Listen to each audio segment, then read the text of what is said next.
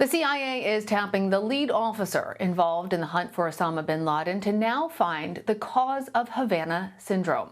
The name of the Central Intelligence Agency officer is not being released. That person will lead a task force in finding the source of the unexplained health problems that hit U.S. diplomats and other government workers in Cuba, China, Russia, Austria, and even in Washington. Some of the symptoms include severe headaches, dizziness, and cognitive difficulties. The National Academy of Sciences, Engineering, and Medicine has said it believes it's directed by energy emissions. With more on this, I'd like to bring in national security and law enforcement reporter for the Wall Street Journal, Byron Tau. Byron, thanks for being here. So can you remind us of when we first started seeing these kinds of attacks and how many people overall have now been affected?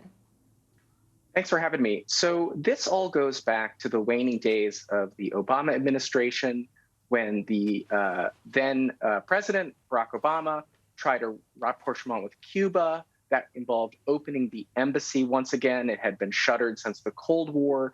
And within a year of opening the embassy, number of diplomats and now we know intelligence officers assigned there began having some very mysterious symptoms, including dizziness, including vertigo, anxiety, cognitive difficulties, and this became known as Havana Syndrome. What have the leading theories been about what's causing Havana Syndrome, and how has the U.S. government's understanding of it changed? So initially, the likely culprit was something called an acoustic weapon.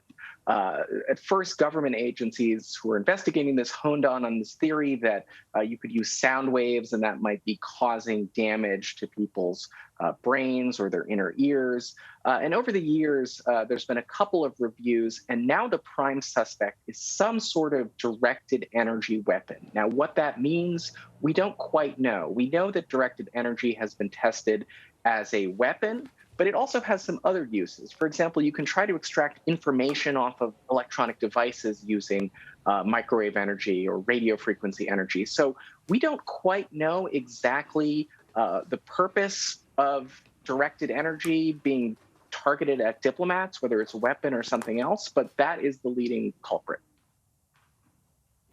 And Byron, it's all so mysterious. Are there more that you can tell us about theories about who is actually behind these attacks? So the working theory, and this is being denied by the Russian government, but is that it's Russian intelligence.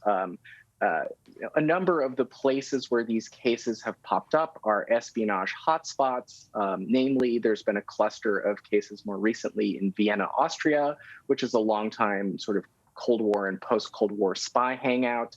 Obviously, Cuba was a place of interest to Russian intelligence.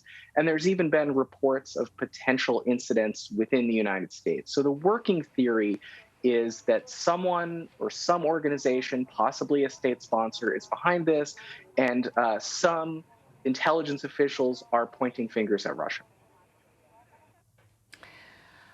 Byron, in the intro, we mentioned the CIA has picked a senior officer who is part of the team that led the hunt for Osama bin Laden to lead the agency's Havana Syndrome task force.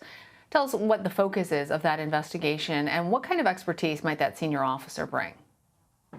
So this person who, as you mentioned, is still undercover, so we don't know his or her name, but they will lead this task force, which is designed to basically answer the question of what exactly is happening to U.S. diplomats and intelligence officers all around the world. The team includes medical personnel who will help evaluate the physical symptoms. It includes intelligence analysts.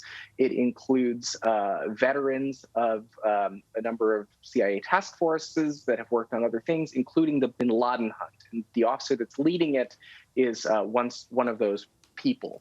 And like the bin Laden hunt, it's a difficult problem, and it's one that could potentially involve a worldwide array of characters and nation states. So Byron, part of what I think it makes this such an interesting story is that it's so mysterious. We don't know We don't know how it's happening. We don't know who is behind it. Talk to us about, we also don't know how to protect our U.S. personnel who are being affected by it. Tell us what other investigations are going on now and how else the government is trying to react to these attacks. Sure. So this is something that the government at first didn't necessarily put at the top of its priority list. There was an initial FBI investigation that may have suggested that this was some sort of it was psychosomatic, or it was some sort of mass delusion among a number of people.